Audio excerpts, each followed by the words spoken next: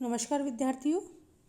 हम बात कर रहे थे लॉर्ड डलहौजी की जो गोद निषेध नीति है उसके बारे में हम चर्चा कर रहे थे। और गोद निषेध नीति के अंतर्गत हमने चर्चा की थी इससे पहले वाले वीडियो में गोद निषेध नीति के अंतर्गत सम्मिलित की गए राज्य। अब हम विद्यार्थियों आज हम चर्चा करेंगे गोद निषेध नीति है उसकी समीक्षा के बारे में कि लॉर्ड डलहौजी ने जो गोद निषेध नीति बनाई वो कहाँ तक उचित है और कहाँ तक अनुचित है। तो विद्यार्थियों इस संदर्भ में हम संक्षिप्त में पहले वाली डिटेल थोड़ा सा बिल्कुल ब्रीफ में जान लेंगे कि हमने जो वीडियो इससे पहले किसी ने नहीं देखे तो वो स्टूडेंट इस चीज़ को समझ ले कि जो लॉर्ड डलहौजी की जो गोद निषेध नीति है या व्यवगत नीति है वो राज्यों को हड़पने के लिए साम दाम दंड के माध्यम से हड़प करके ब्रिटिश साम्राज्य का अधिक से अधिक विस्तार करना था और कंपनी की आय में अधिक से अधिक वृद्धि करनी थी। एकमात्र उसका ये उद्देश्य था जिसके लिए लॉर्ड डलहौजी ने न्याय संगत तरीकों का प्रयोग न करते हुए भी जो नियम है उनकी अवहेलना करते हुए भी ब्रिटिश राज्य के अंतर्गत अनेक जो राज्य हैं भारतीय रियासतें हैं वो मिलाई। किंतु भारतीय इतिहास में या विदेशी इतिहासकारों ने भी इस संदर्भ में अपनी अलग अलग पुष्टि की है। इसलिए क्या गोद निषेध नीति जो है लॉर्ड डलहौजी ने अपनाई वो सही थी या अनुचित थी, तो क्यों, इस संदर्भ में आज के विषय में हम चर्चा करेंगे। तो विद्यार्थी गोद निषेध नीति उचित थी अथवा अनुचित, इस संबंध में अंग्रेज इतिहासकार और भारतीय इतिहासकार दोनों में मतभेद है। अंग्रेज जो इतिहासकार हैं उनका कहना है कि ये जो नीति है वो 3 सिद्धांतों पर आधारित थी। उनका मानना था कि ये नीति है इसका मूल उद्देश्य ये 3 सिद्धांत थे। पहला सिद्धांत ये था कि भारत के अंतर्गत जो ब्रिटिश सत्ता थी वो सर्वोच्च थी, इसीलिए उस आधार पर वह किसी नीति को मान्यता या अमान्य करार दे सकती है। दूसरा वह है ये उसका कहने का मतलब ब्रिटिश इतिहासकारों का तर्क ये था कि अधीन राज्यों को गोद लेने का अधिकार सर्वोच्च शक्ति की स्वीकृति से ही वैध माना जाता है, क्योंकि यहाँ पर ब्रिटिश साम्राज्य का शासन था। अतः ब्रिटिश सरकार ही इस चीज़ को निर्णय देती कि यहाँ पर कौन सा शासक के अधीन कौन सा, यानी किसी का दत्तक पुत्र है या कोई गोद ले रहा है तो उसकी स्वीकृति से ही वह वैलिड होगा, उसी को ही वैध माना जाएगा। तीसरा तर्क जो ब्रिटिश इतिहासकार है वो ये देते हैं कि सर्वोच्च शक्ति इस स्वीकृति को रोक सकती है, क्योंकि ऐसा उसका अधिकार है कि ऐसा करना जो है ब्रिटिश सरकार है उसका अधिकार। और तीसरा तर्क जो है अंग्रेज इतिहासकार ये देते थे कि सर्वोच्च शक्ति इस स्वीकृति को रोक सकती है क्योंकि ऐसा करना उनका अधिकार है, यानी कि भारत के अंतर्गत ब्रिटिश जो सत्ता थी वो सर्वोच्च शक्ति थी और उनको किसी रियासत के लिए जो गोद लिया जाना नहीं लिया जाना औचित्य है अनौचित्य है ये सब ब्रिटिश सत्ता के ऊपर ही निर्भर रहता था। जहाँ तक ब्रिटिश सर्वोच्चता का प्रश्न है, इसका औचित्य केवल यही था कि भारत में अंग्रेज सर्वशक्तिमान थे इसलिए वे सर्वोच्च थे। ये औचित्य केवल शक्ति पर आधारित था, तर्क पर नहीं, क्योंकि आप अच्छे से जानते हैं कि अंग्रेजों के पास शक्ति थी और इन शक्ति के माध्यम से उन्होंने जो भारतीय राज्य है उनको परस्पर एक दूसरे के विरुद्ध करके या अपनी कूटनीति के माध्यम से उन्हें भारत के अंतर्गत अपना नियंत्रण कर रखा था। अंग्रेजों ने भारत में जो अधिकार प्राप्त थे वे या तो विजय के द्वारा थे या किसी अनुदान के द्वारा थे या किसी संधि के माध्यम से थे। ये आप अच्छे से जानते हैं कि ऐसी स्थिति थी।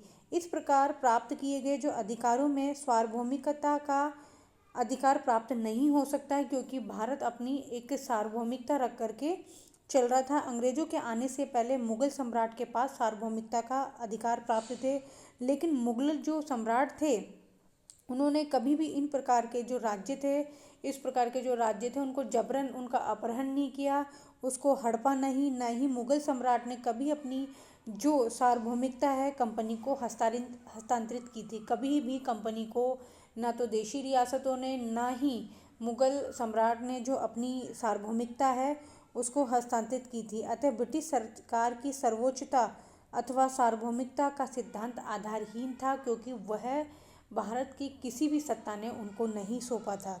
दूसरा जो सिद्धांत था वह था अधीन का। तो अधीन शब्द जो यहाँ पर था वो क्या था, भ्रामक है। विद्यार्थियों, हम जो भारतीय इतिहासकारों के द्वारा जो गोद अंग्रेजों ने जो सिद्धांत दिए पक्ष में लॉर्ड डलहौजी के, उन पक्षों का हम खंडन कर रहे हैं। तो आप इस चीज़ को समझिए कि जो दूसरा जो आधार उन्होंने कहा था कि अधीन जो राज्य है उनको गोद लेने का अगर सर्वोच्च सत्ता ही उसको देगी तो ही वो माना जाएगा। तो यहाँ पर हम अधीन शब्द को क्लैरिफाई कर रहे हैं कि अधीन और सहयोगी राज्यों के बीच तथा अधीन और आश्रित राज्यों के बीच भेद स्थापित करने से भ्रम उत्पन्न होता है। डलहौजी ने स्पष्ट रूप से कहा था कि जो राज्य हैं प्रत्यक्ष अथवा अप्रत्यक्ष रूप से ब्रिटिश सरकार द्वारा स्थापित किए गए हैं, अथवा जिन राज्यों ने अपनी पूर्व की स्थिति को छोड़कर अंग्रेजों को सर्वोच्च सत्ता की मान्यता दी थी, तो ऐसा डलहौजी का कहना अनुचित है। अंग्रेजों ने प्रत्यक्ष अथवा अप्रत्यक्ष रूप से किन्हीं राज्यों का निर्माण नहीं किया था। डलहौजी अगर ये कहता है कि इन राज्यों का निर्माण उन्होंने किया है और वह इसको मिलाने के पक्ष में है, विलय करने के पक्ष में इन आधारों के आधार पे, तो ये बात उसकी पूर्णतः न्याय संगत नहीं है। क्योंकि जो प्रत्येक राज्य है किसी न किसी स्थिति में पहले से भारत में क्या था, विद्यमान था। जहाँ तक गोद लेने के लिए सर्वोच्च सत्ता की स्वीकृति है, उसे भी समझना बहुत कठिन है कि कंपनी ने किन परिस्थितियों में कैसे ये अधिकार प्राप्त किया। ली वार्नर ने मुगल सम्राट अथवा मराठा पेशवा की सार्वभौमिकता के आधार पर इन अधिकारों की चर्चा की है, लेकिन मुगल सम्राट या मराठा पेशवा कभी भी अपने इस अधिकार का प्रयोग उन्होंने नहीं किया। मुगल अधिकारी नए उत्तराधिकारी जहाँ बनते थे तो केवल नजराना या किसी प्रकार की भेंट ही प्राप्त करते थे। वे निजी पुत्र हो अथवा गोद लिया हुआ पुत्र, वहाँ पर कभी भी उस गोद लिए जाने वाले उत्तराधिकारी पर कभी भी, चाहे पेशवा हो चाहे मुगल हो, उन्होंने कभी भी प्रश्न चिन्ह नहीं लगाया है। मुगल सम्राट या पेशवा की जो सार्वभौमिकता में ऐसे कहीं भी उदाहरण नहीं मिलता जहाँ पैतृक वारिस न होने पर राज्य समाप्त कर दिया जाए। अतः अंग्रेजों की ये मनगढ़ंत अधिकार है जो उन्हें स्वतः ही ग्रहण कर लिया, जो पूर्णतः अनुचित था। अब हम जो विद्यार्थियों जो तीसरा जो अंग्रेजों की हड़प की जो नीति है उसमें जो तीसरा उन्होंने अंग्रेज इतिहासकारों ने समर्थन में जो कहा है कि सर्वोच्च शक्ति इस स्वीकृति को रोक सकती थी क्योंकि ये उनका अधिकार था। इस संबंध में भारतीय इतिहासकारों का कहना है कि सर्वोच्च सत्ता गोद लेने की स्वीकृति रोक सकती थी भी सर्वथा गलत है। यद्यपि मुगलों के पास भी ये अधिकार था, लेकिन हिंदू समाज की जो स्थिति थी उसको देख करके कभी भी उन्होंने इसी प्रकार का कोई इम्प्लीमेशन नहीं किया। संभव अंग्रेजों को ये अधिकार मुस्लिम कानून के अनुसार प्राप्त हुआ हो, लेकिन हिंदुओं ने मुगलों के इस अधिकार को कभी भी मान्यता नहीं दी। प्रारंभ में अंग्रेज भी मुगलों का अनुसरण करते रहे थे। केवल 1831 में ही इस नीति में परिवर्तन आया और उसमें ये धारणा दृढ़ हो गई थी कि जो लेने की स्वीकृति देना उसे अस्वीकृत कर देने का अधिकार है। लेकिन उनकी ये धारणा बेबुनियाद थी।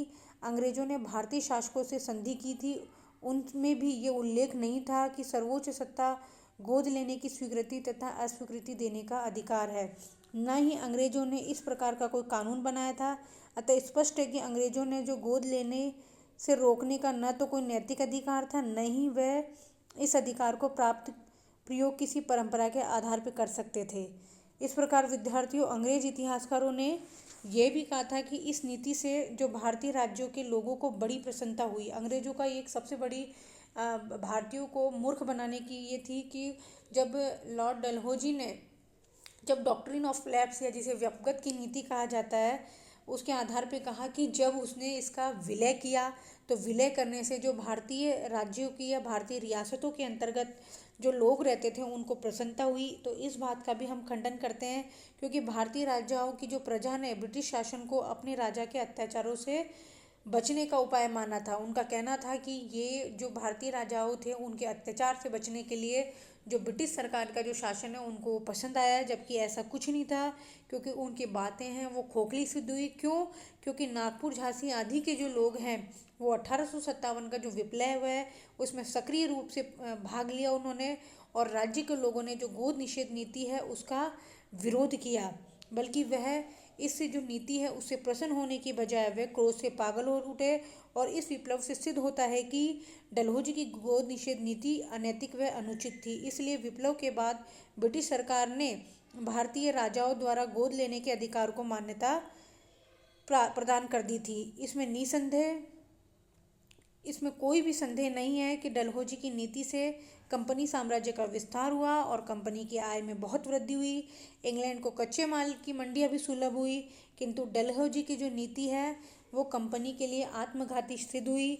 वो आत्मघाती सिद्ध इसलिए हुई क्योंकि डलहौजी की जो नीति है, व्यवगत की नीति, वो 1857 के विप्लव का महत्वपूर्ण कारण के रूप में निकल कर आई। और उस महत्वपूर्ण जो कारण में से निकलने के पश्चात जब 1857 का विप्लव हुआ और विप्लव की शांति के पश्चात जब 1857 के विप्लव का जो परिणामों पे हम बात करते हैं या उसके प्रभावों की हम बात करते हैं, तो सबसे बड़ा जो प्रभाव निकल कर के आया भारत के अंतर्गत जो कंपनी के शासन का अंत होना।